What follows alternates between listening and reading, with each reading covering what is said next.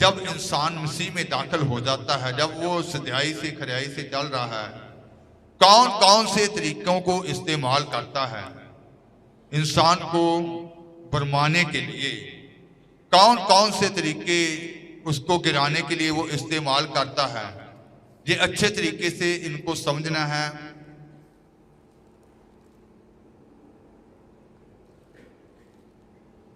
ये जो भरमाने वाला सांप, वो पुराना सांप अजगर जो पूरे जगत को भरमा रहा है, जिसने हवा को भी भरमाया, जो आज कलीसियाओं को, इस संसार में बहुत सारे लोगों को भ्रष्ट कर रहा है।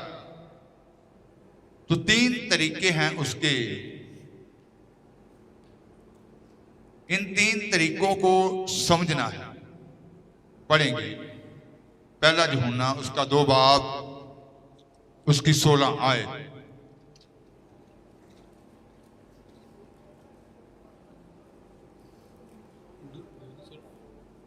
पहला यूहन्ना 2 की 16। क्योंकि सबो कुछ जो संसार विच है, अर्थात शरीर की कामना अते नेत्रा की कामना अते जीवन का अभिमान, सो पिता तो नहीं सगों संसार तो है।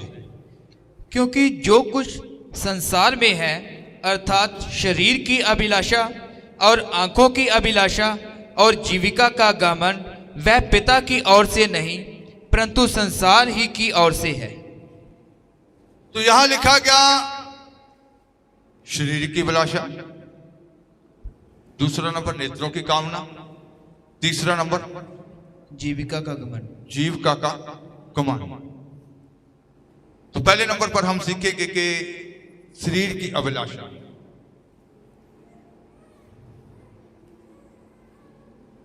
तो जैसे आपने ये पढ़ा कि पौलुस की ये चाहत थी उन लोगों को पवित्र कुंवारी के तौर पर मसीह के सामने पेश करे, क्योंकि उसने कहा कि मैंने एक ही पुरुष के साथ तुम्हारी क्या की है, सगाई की है, मंगनी की है। तो मंगनी होने का मतलब है, सगाई होने का मतलब है कि वो लड़की किसी की हो चुकी है।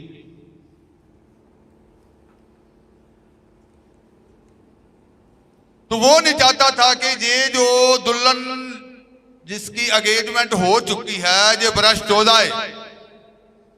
भरमाने वाले सांप ने, अजगर ने हवा को भरमा दिया, कहता कि हम उसके चालों से अनजान नहीं। तो पहली बात है शारीरिक अभिलाषा। तो शारीरिक अभिलाषा के बारे में आज हम संसार में देख रहे हैं कि पाप कितने जोर से बढ़ रहा है। नौजवान लड़के लड़कियां शरीर की कामना के कारण उस पाप के जाल में कैसे फंस रहे हैं। इस संसार में कितनी बलात्कार की घटनाएं आप न्यूज़पेपर पर पढ़ते हैं, रेप की घटनाएं न्यूज़पेपर में पढ़ते हैं। ये शरीर की कामना, तो बाइबल में भी ऐसी घटनाएं वापरी, लेकिन उसका अंत क्या हुआ। दूसरा शमूएल 13 बाब उसकी 11 से 14 तक, फिर उसके बाद 28 और 29। दूसरा शमूएल, अमनोन जिसने ये शरीर अभिलाषा, उसके खाने पीने की अभिलाषा, ये काम वासना उसके ऊपर जब हैवी हुई तो उसने जो पाप कर दिया जब, तो उसका अंत क्या हुआ।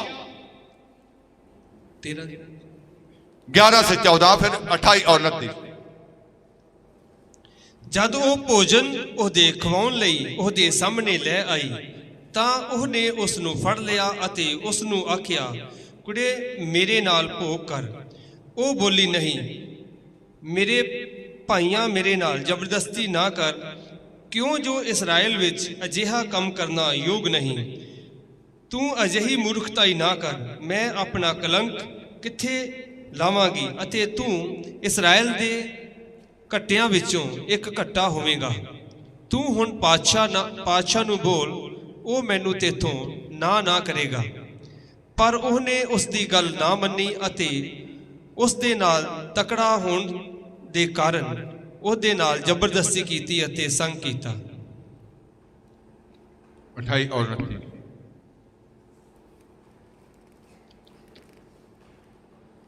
ਅਬਸ਼ਾਲੋਮ ਨੇ ਆਪਣੇ ਜਵਾਨਾਂ ਨੂੰ ਹੁਕਮ ਦੇ ਕੇ ਛੱਡਿਆ ਸੀ। ਭਾਈ ਸੁਚੇਤ ਰਹੋ।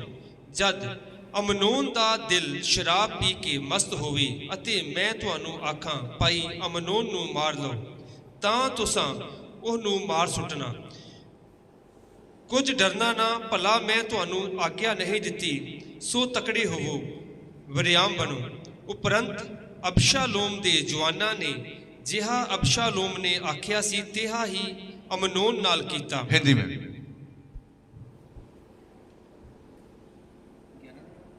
हाँ जी। तब वह उनको उसके खाने के लिए निकट ले गई। तब उसने उसे पकड़कर कहा, हे मेरी बहन, आ मुझसे मिल। उसने कहा, हे मेरे भाई, ऐसा नहीं, मुझे भ्रष्ट ना कर, क्योंकि इस्राएल में ऐसा काम होना नहीं चाहिए। ऐसी मूर्ता का काम ना कर, फिर मैं अपनी नामधराई लिए हुए कहाँ जाऊंगी, और तू इस्राएलियों में एक मूढ़ गिना जाएगा। तू राजा से बातचीत कर, वह मुझको तुझे ब्याह देने के लिए मना ना करेगा। परंतु उसने उसकी ना सुनी और उससे बलवान होने के कारण उसके साथ कुकर्म करके उसे भ्रष्ट किया। तब अबशालोम ने अपने सेवकों को आज्ञा दी, सावधान रहो, और जब अमनोन दाखमधु पीकर नशे में आ जाए और मैं तुमसे कहूँ अमनोन को मारो, तब निडर होकर उसको मार डालना। क्या इस आज्ञा का देने वाला मैं नहीं हूँ? हया बांधकर पुरुषार्थ करना। अतः अबशालोम के सेवकों ने अमनोन के साथ अबशालोम की आज्ञा के अनुसार किया। तब सब तो लिखा गया है कि अमनोन जो था उसकी शरीर कबलाठा जो थी उसको पाप की ओर ले गई। तो उसने जबरदस्ती वो पाप किया, जिसका अंत क्या हो गया? मृत्यु। लड़की के भाई अबशालोम ने अपने सेवकों को कहा कि जब अमनोन नशे में चूर हो तब आप उसको क्या कर दो? खत्म कर दो। तो आज भी ऐसे संसार में हम घटनाएं देखते हैं कि कितनी मौतें ऐसे हो जाती हैं, कितने जबरदस्ती के केस आते हैं। तो ये शरीर की अभिलाषा जो है उसका अंत क्या है? मृत्यु। शरीर की कामना वो मृत्यु की ओर ले जाती है। दूसरा, शरीर की अभिलाषा, जो शरीर का अभिलाषा है। दूसरा राजा 9 बाब 30 आयत से लेकर 37 आयत तक। जद जेहू जिजरएल विच वड़िया और इजबल ने ये सुनिया ता इजाबल जो थी वो हार श्रृंगार करने वाली थी, बहुत लिपा पोची करने वाली औरत थी, हार श्रृंगार की बहुत शौकीन थी। तुझे शरीर की एक अभिलाषा है। लिपा पोची करने वालों का अंत क्या होता है? पढ़ेंगे। जद जेहू जिजरएल विच वड़िया और इजबल ने ये सुनिया ता उहने अपनियां अखां विच गजल पाया और अपने सिर नूं शिंगार के ताकी विचों दी झाकन लगी। जद जेहू फाटक विच वड़िया वो बोली, हे जिमरी, अपने स्वामी दे घाती शांत तां है। उसने ताकी वल मूँह चुक के आखिया, मेरे वल कौन है? कौन? अते 2-3 खोजिया ने ओहदी वल झाकिया तां उसने आखिया, ओहनूं हेठां डेग दिओ। सो उन्हां ने ओहनूं डेग दिता और ओहदे लहू दे छिट्टे कंध उत्ते और घोड़ियां उत्ते पए और उसने ओहनूं लताड़ छड्डिया। जद उसने अंदर वड़ के खाधा पीता तां उसने आखिया, इस शराबी तीवी नूं सांभो और ओहनूं दब दिओ, क्यों जो वो एक पातशाह दी धी है। अते ओहनूं ओ दबन लई गए, पर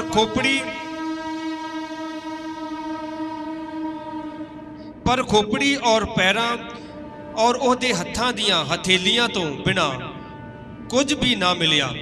ਤਦ ਉਹ ਮੁੜ ਆਏ ਔਰ ਉਹਨੂੰ ਇਹ ਦੱਸਿਆ ਤਾਂ ਉਸਨੇ ਆਖਿਆ, ਇਹ ਯਹੋਵਾ ਦਾ ਇਹੋ ਬਚਨ ਹੈ ਜਿਹੜਾ ਉਸਨੇ ਆਪਣੇ ਦਾਸ ਏਲੀਆ ਤਿਸ਼ਬੀ ਦੇ ਰਾਹੀਂ ਆਖਿਆ ਸੀ, ਭਾਈ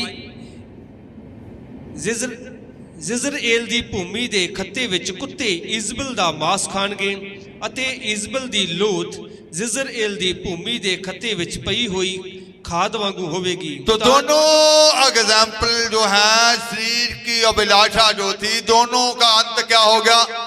मौत।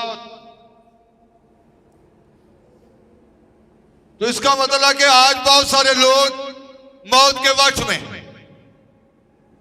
जो ऐसे पाप में फंसे हुए हैं, ऐसी शरीर की अभिलाषाओं में फंसे हुए हैं, वो मौत के वश में। यीशु मसीह मौत से छुड़ाने के लिए आए। अगर आप में ऐसा पाप पाया जा रहा है, जो औरतें लाने पानी की शौकीन हैं, वो एक दिन मृत्यु की और, क्योंकि ये जो ईजाबल की पावर है,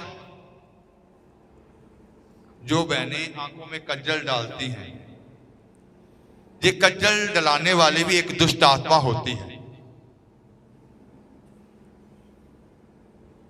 तो ईजाबल की पावर आज भी काम कर रही है, जैसे प्रकाशित वाक्य में लिखा है।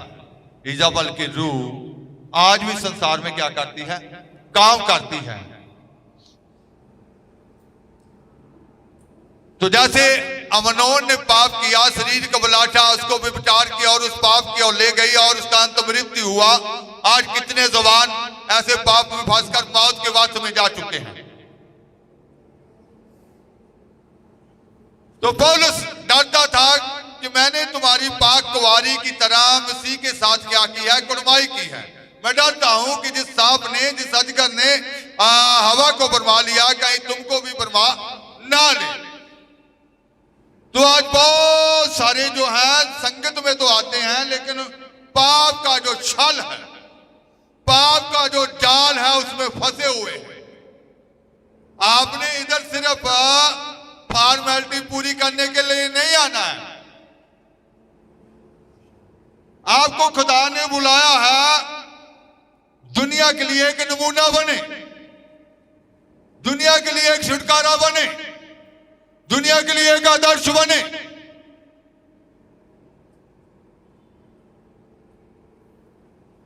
दूसरों को दिखावे के लिए दुआ मत करो, दिल से दुआ करो।